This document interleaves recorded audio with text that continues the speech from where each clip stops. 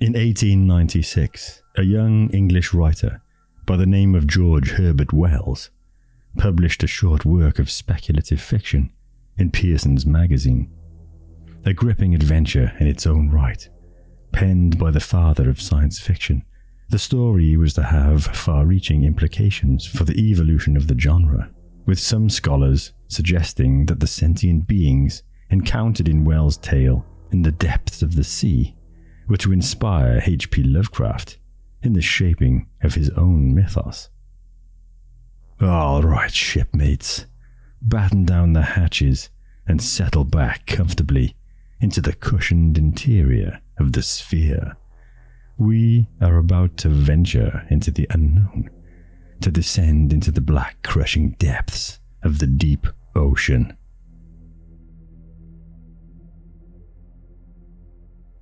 In the Abyss by H.G.Wells.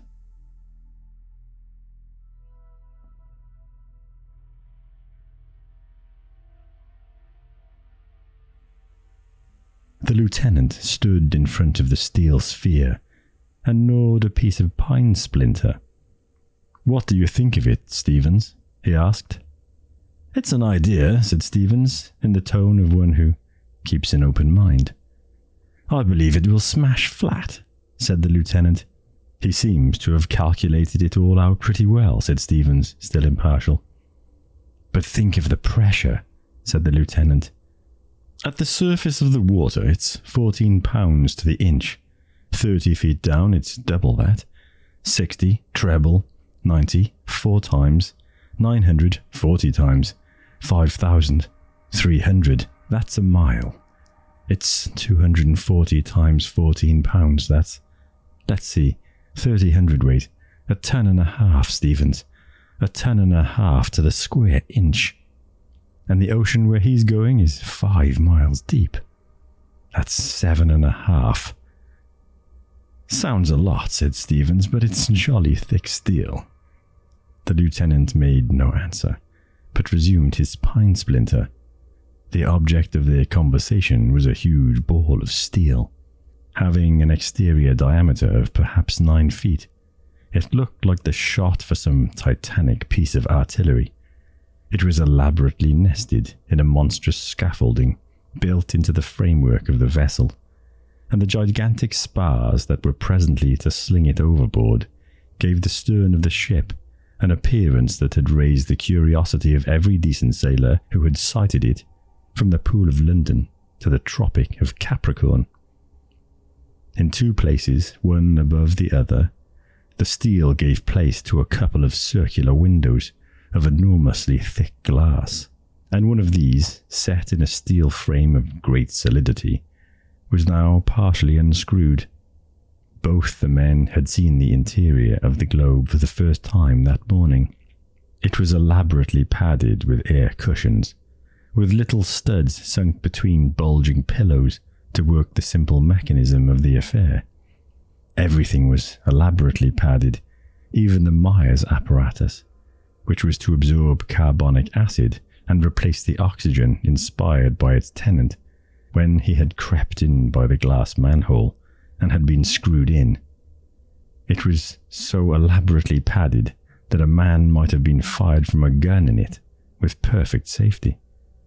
And it had need to be, for presently a man was to crawl in through that glass manhole, to be screwed up tightly, and to be flung overboard, and to sink down, down, down for 5 miles. Even as the lieutenant said, it had taken the strongest hold of his imagination.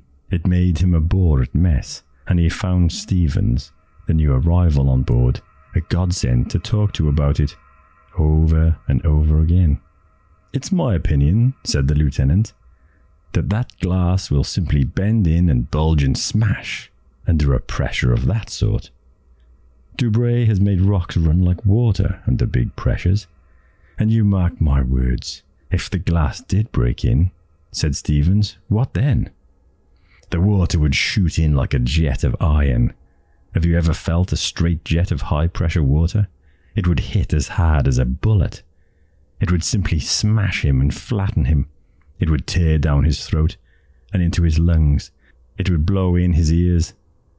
"What a detailed imagination you have," protested Stevens, who saw things vividly. "It's a simple statement of the inevitable," said the lieutenant. "And the globe would just give out a few little bubbles, and it would settle down comfortably against the day of judgment, among the oozes and the bottom clay, with poor Elstead spread over his own smashed cushions like butter over bread." He repeated this sentence as though he liked it very much. "Like butter over bread," he said.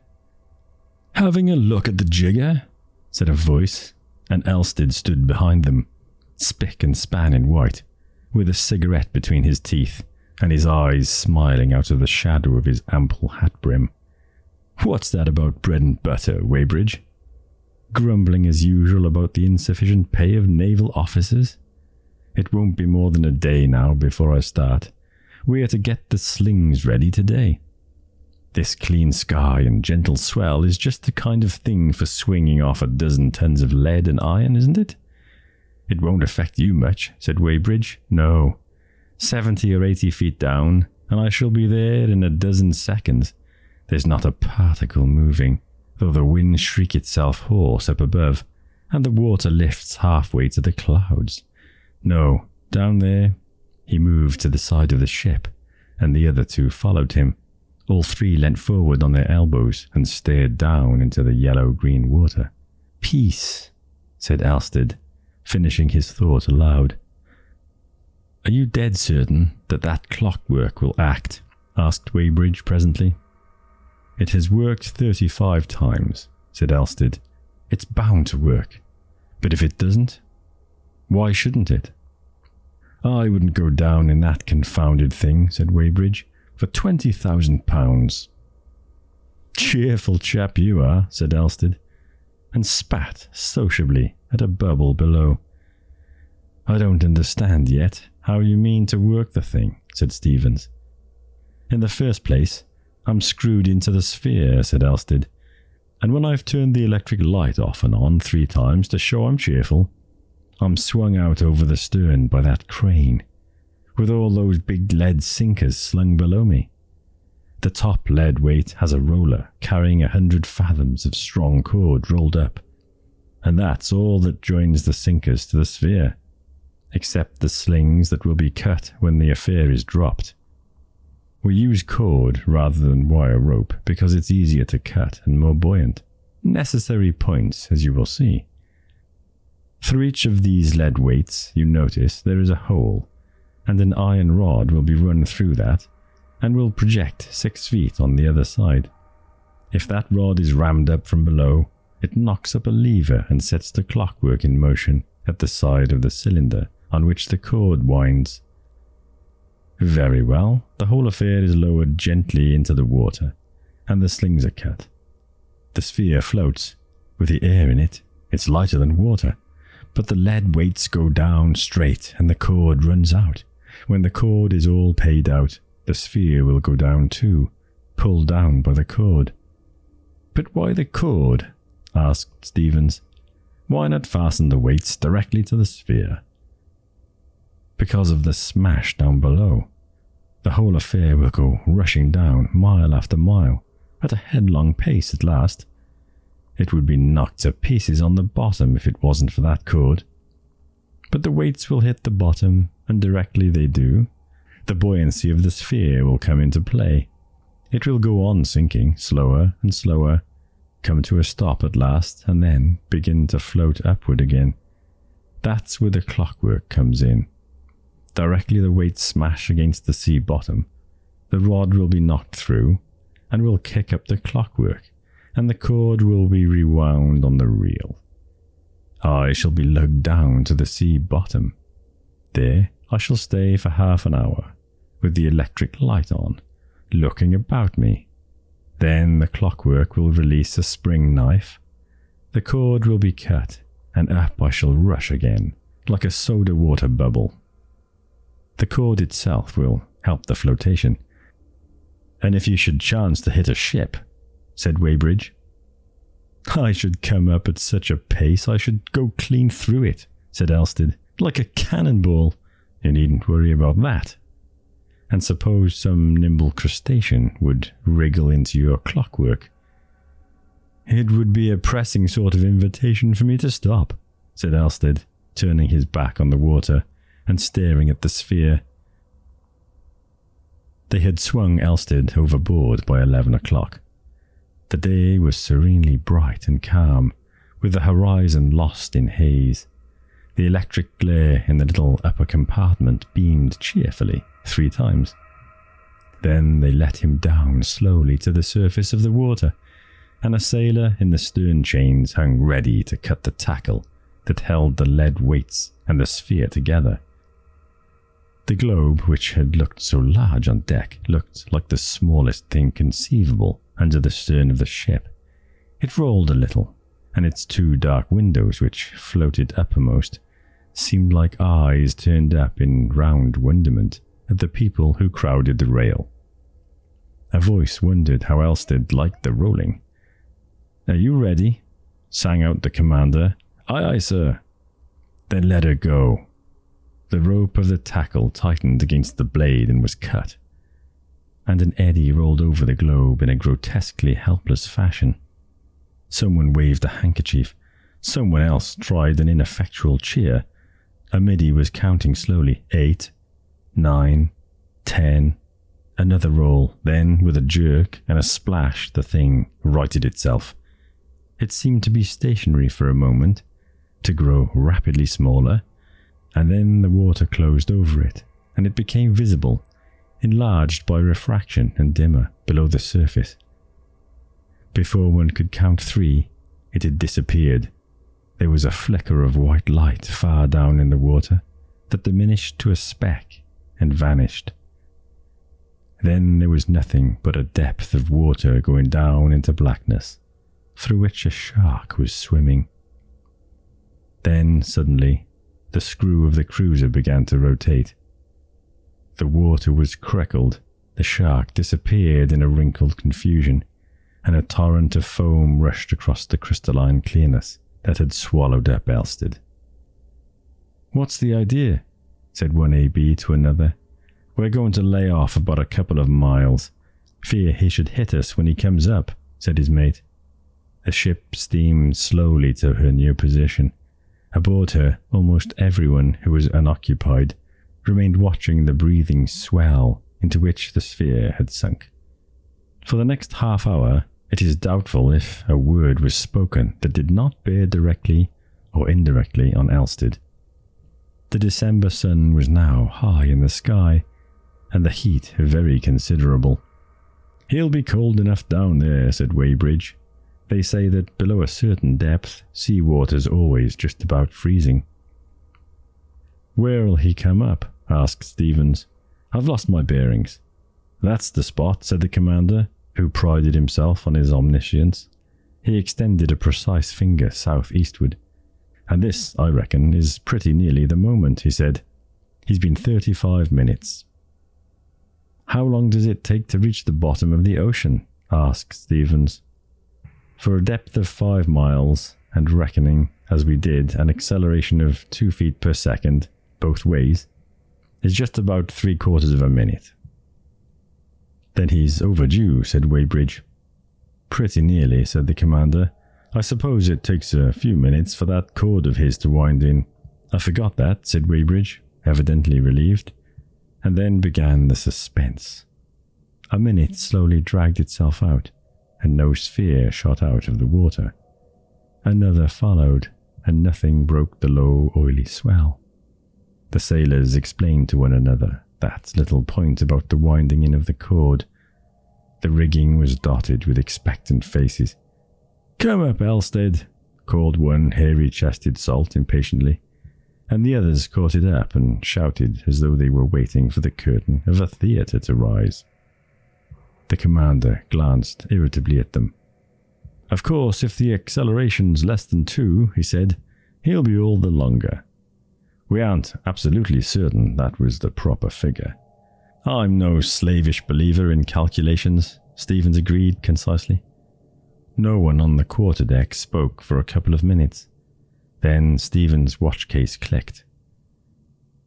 When 21 minutes after the sun reached the zenith, they were still waiting for the globe to appear, and not a man aboard had dared to whisper that hope was dead. It was Weybridge who first gave expression to that realization. He spoke while the sound of 8 bells still hung in the air. "I always distrusted that window," he said quite suddenly to Stevens. "Good God," said Stevens, "you don't think—" "Well," said Weybridge, and left the rest to his imagination. "I'm no great believer in calculations myself," said the commander dubiously, "so that I'm not altogether hopeless yet." And at midnight the gunboat was steaming slowly in a spiral round the spot where the globe had sunk, and the white beam of the electric light flared and halted and swept discontentedly onward again over the waste of phosphorescent waters under the little stars. "If his window hasn't burst in and smashed him," said Weybridge, "then it's a cursed sight worse, for his clockwork has gone wrong, and he's alive now 5 miles under our feet, down there in the cold and dark, anchored in that little bubble of his, where never a ray of light has shone, or a human being lived, since the waters were gathered together. He's there without food, feeling hungry and thirsty and scared, wondering whether he'll starve or stifle. Which will it be? The Myers apparatus is running out, I suppose. How long do they last?" "Good heavens," he exclaimed. "What little things we are. What daring little devils. Down there, miles and miles of water, all water, and all this empty water about us, and this sky. Gulfs." He threw his hands out, and as he did so, a little white streak swept noiselessly up the sky, travelling more slowly, stopped, became a motionless dot, as though a new star had fallen up into the sky. Then it went sliding back again and lost itself amid the reflections of the stars and the white haze of the sea's phosphorescence. At the sight he stopped, arm extended and mouth open. He shut his mouth, opened it again, and waved his arms with an impatient gesture.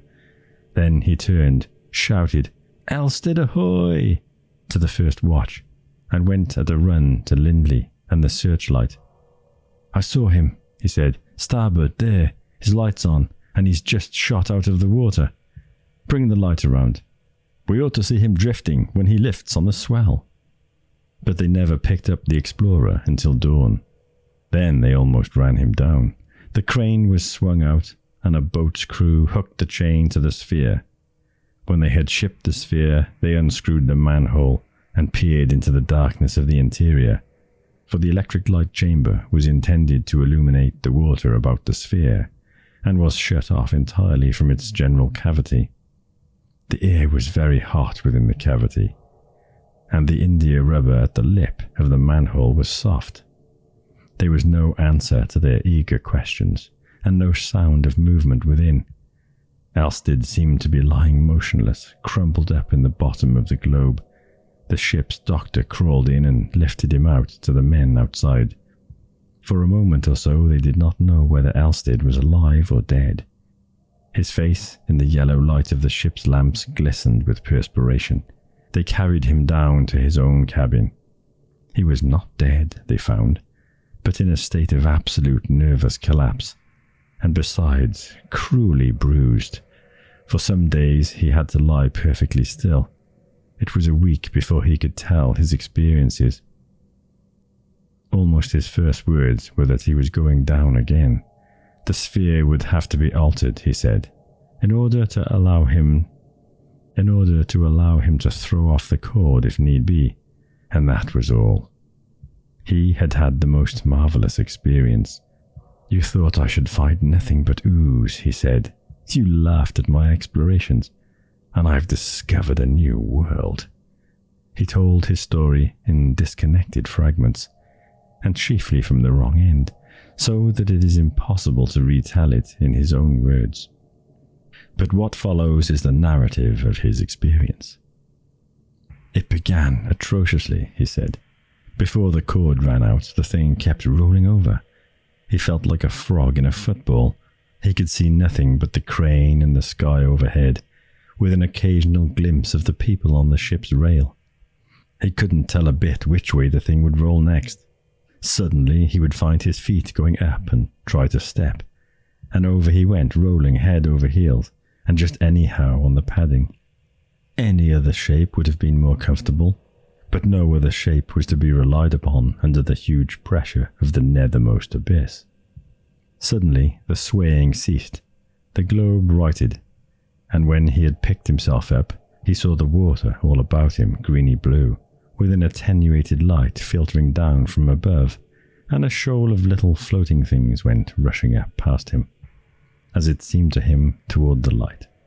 And even as he looked, it grew darker and darker, until the water above was as dark as the midnight sky, albeit of a greenish shade, and the water below black, and little transparent things in the water developed a faint glint of luminosity, and shot past him in faint greenish streaks.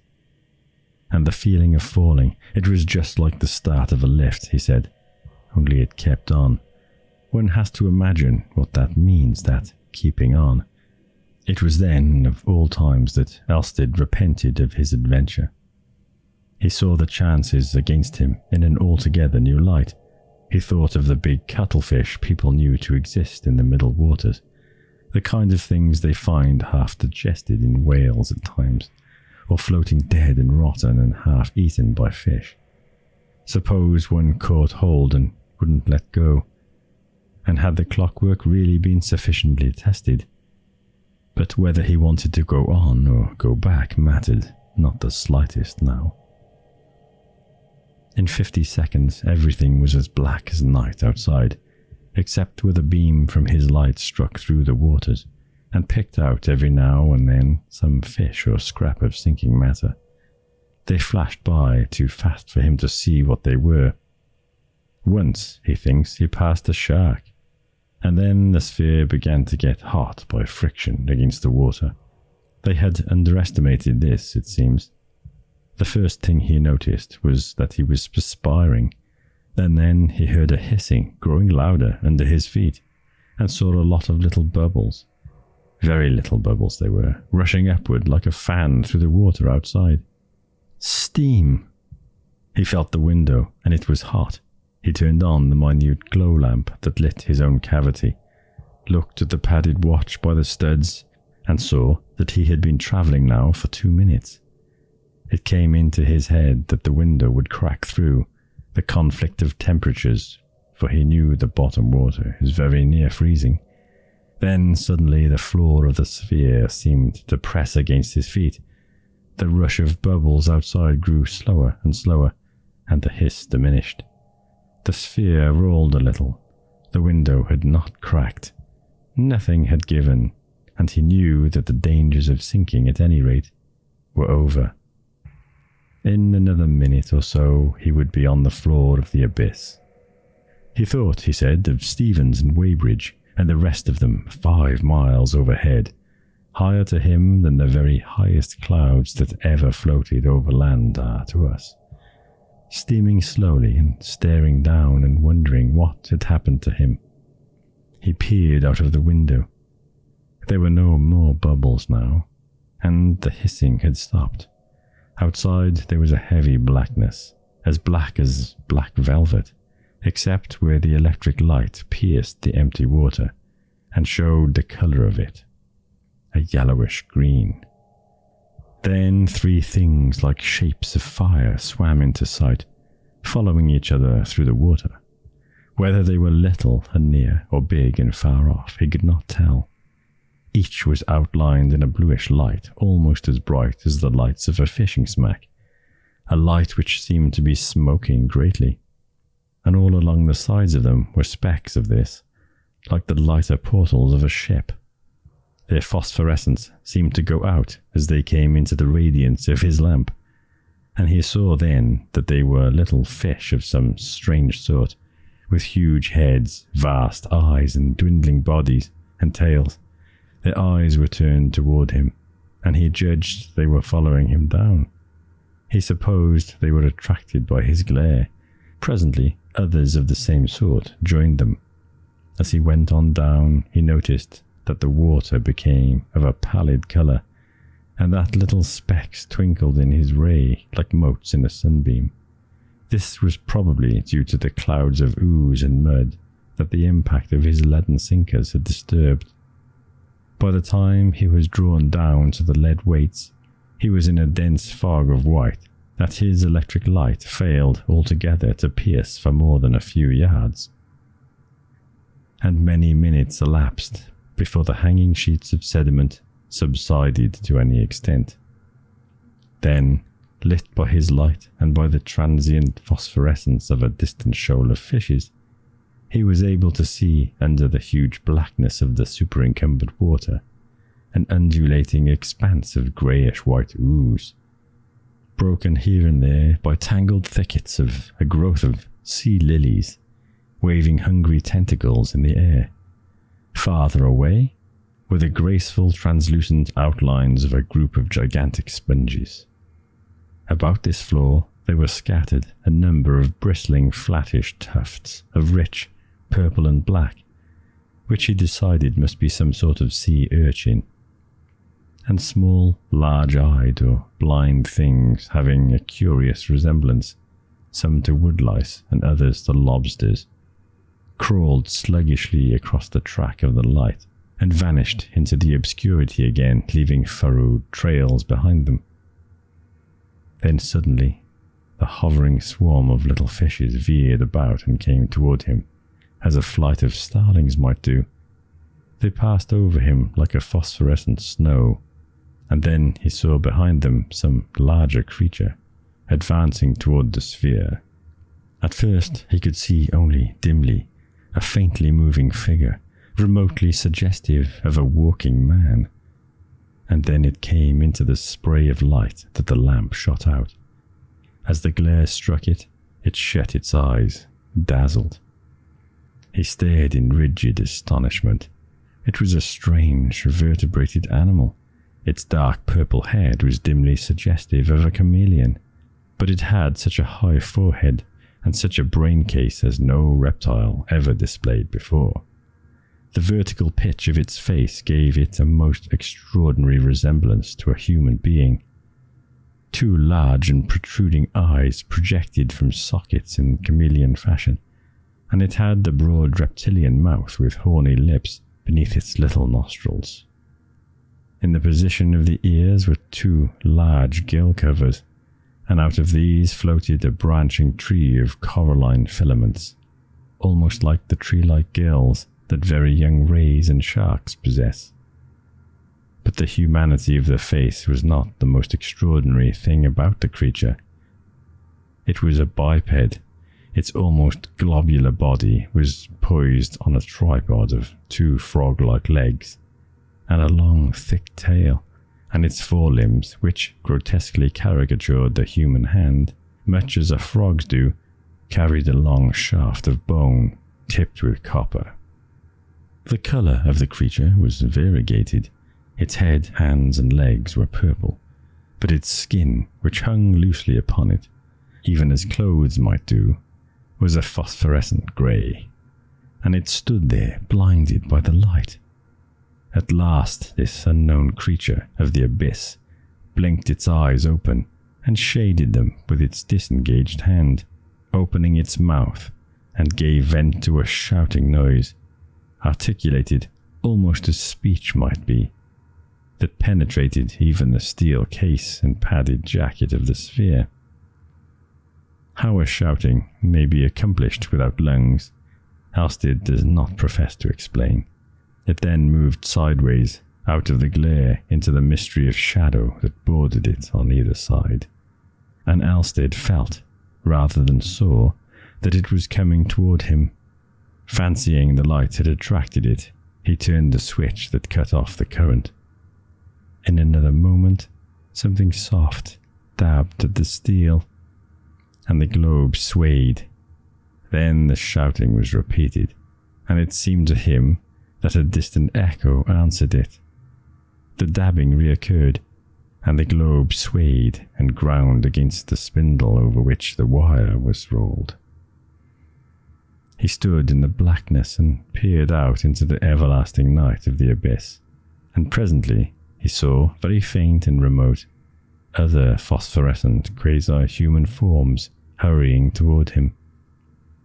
Hardly knowing what he did, he felt about in his swaying prison for the stud of the exterior electric light, and came by accident against his own small glow lamp in its padded recess.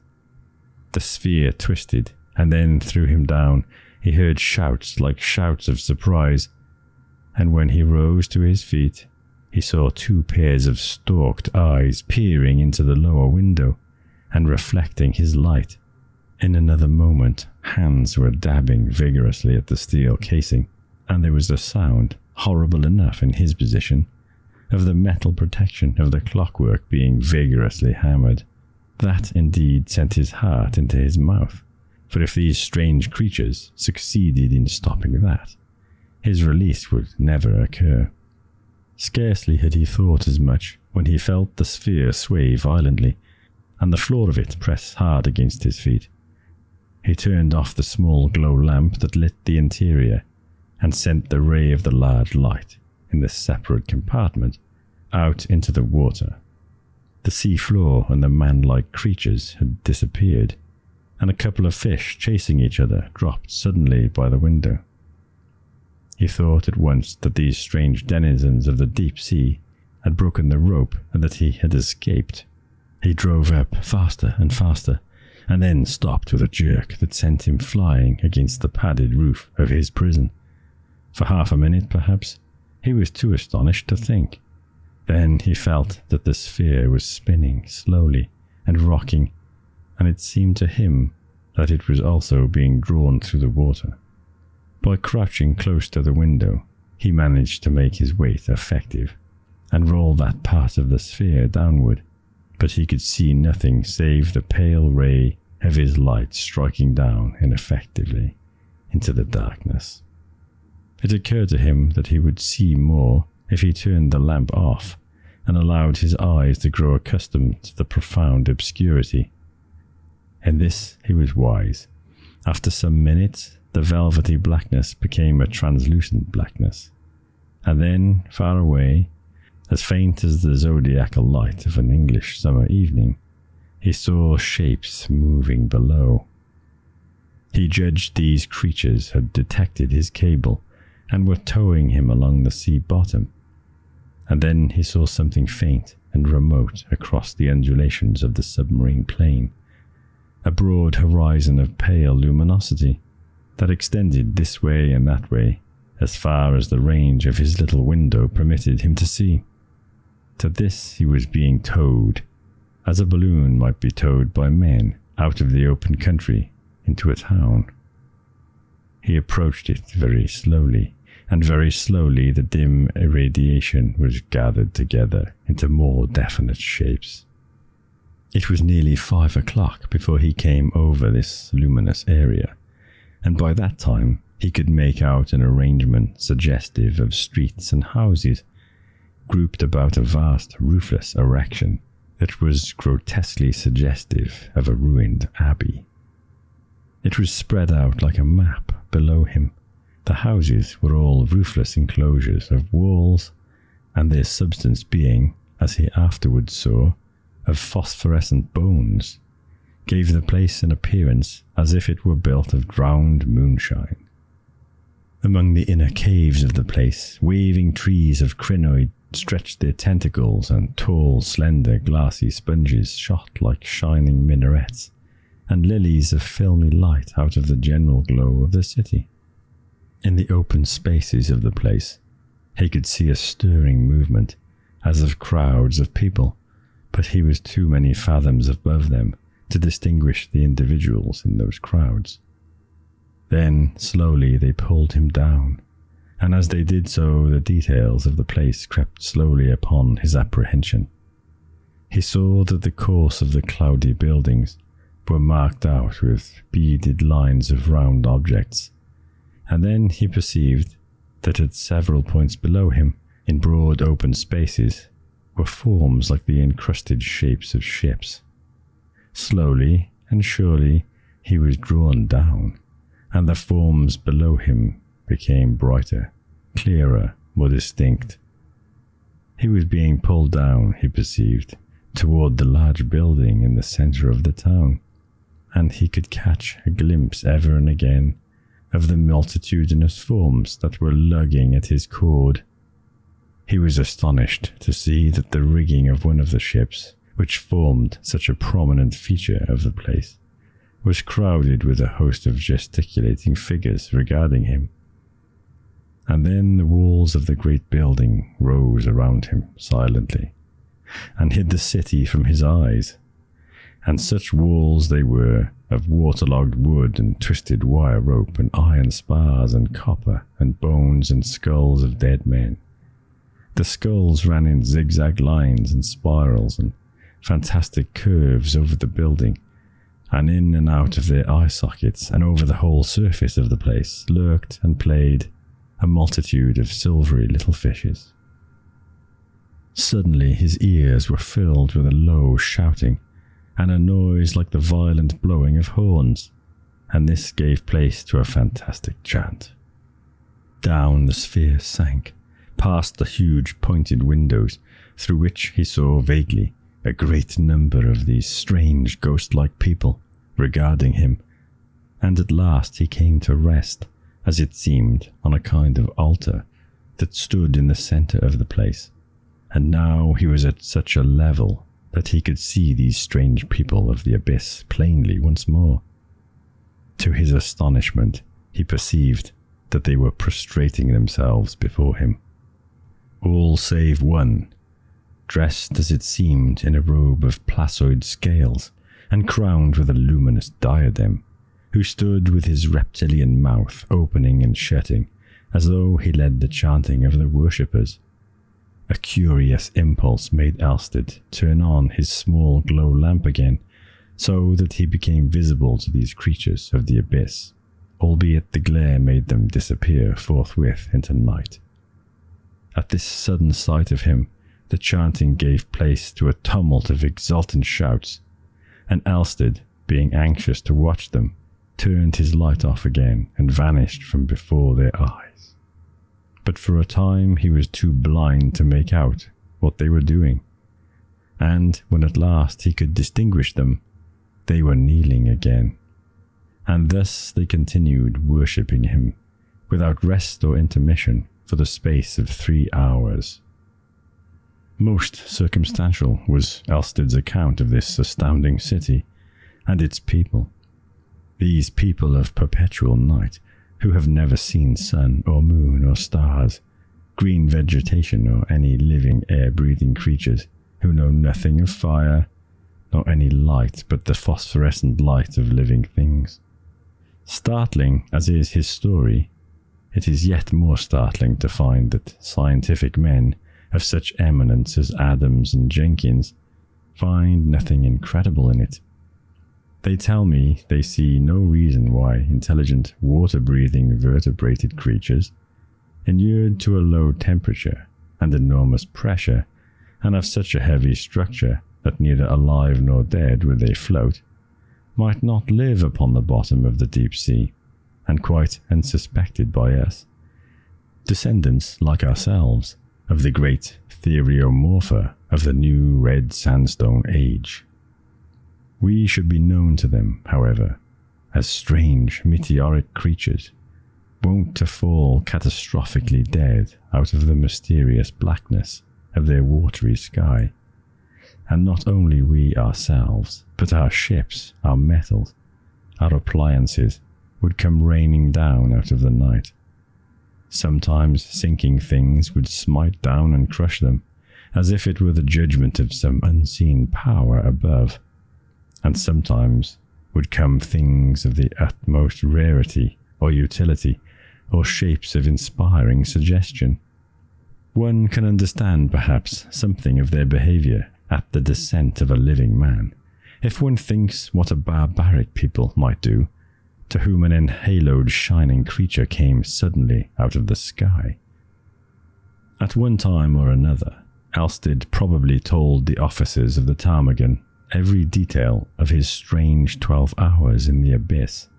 That he also intended to write them down is certain, but he never did, and so, unhappily, we have to piece together the discrepant fragments of his story from the reminiscences of Commander Simmons, Weybridge, Stevens, Lindley, and the others. We see the thing darkly in fragmentary glimpses. The huge ghostly building, the bowing, chanting people with their dark chameleon-like heads and faintly luminous clothing, and Elstead with his light turned on again, vainly trying to convey to their minds that the cord by which the sphere was held was to be severed. Minute after minute slipped by, and Elstead, looking at his watch, was horrified to find that he had oxygen only for 4 hours more, but the chant in his honour kept on as remorselessly as if it was the marching song of his approaching death. The manner of his release he does not understand, but to judge by the end of the cord that hung from the sphere, it had been cut through a rubbing against the edge of the altar. Abruptly the sphere rolled over, and he swept up out of their world as an ethereal creature clothed in a vacuum would sweep through our own atmosphere, back to its native ether again. He must have torn out of their sight as a hydrogen bubble hastens upward from our air. A strange ascension it must have seemed to them. The sphere rushed up with even greater velocity than when weighed with the lead sinkers it had rushed down. It became exceedingly hot. It drove up with the windows uppermost, and he remembers the torrent of bubbles frothing against the glass. Every moment he expected this to fly. Then suddenly something like a huge wheel seemed to be released in his head. The padded compartment began spinning about him, and he fainted. His next recollection was of his cabin and of the doctor's voice. But that is the substance of the extraordinary story that Elstead related in fragments to the officers of the Ptarmigan. He promised to write it all down at a later date. His mind was chiefly occupied with the improvement of his apparatus, which was effected at Rio. It remains only to tell that on February the 1st, 1896, he made his second descent into the ocean abyss, with the improvements his first experience suggested. What happened we shall probably never know. He never returned. The Ptarmigan beat about over the point of his submersion, seeking him in vain for 13 days. Then she returned to Rio, and the news was telegraphed to his friends. So the matter remains for the present, but it is hardly probable that no further attempts will be made to verify his strange story of these hitherto unsuspected cities of the deep sea.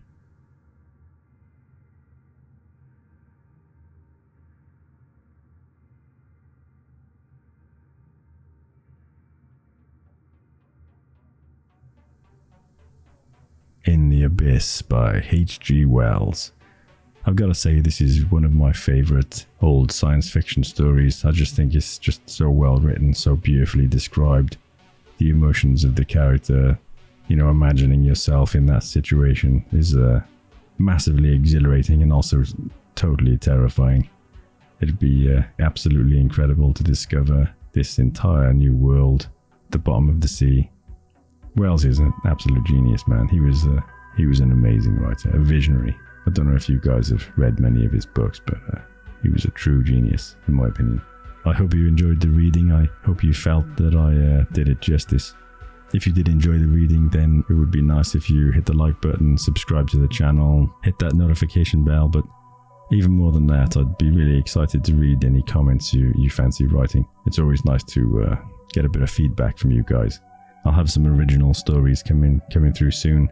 I'm currently working on a second draft of a novel I wrote a couple of years ago. It's called Xenolith working on that second draft right now. It's coming together really well, I think. I'll be working on that for the next month or 3.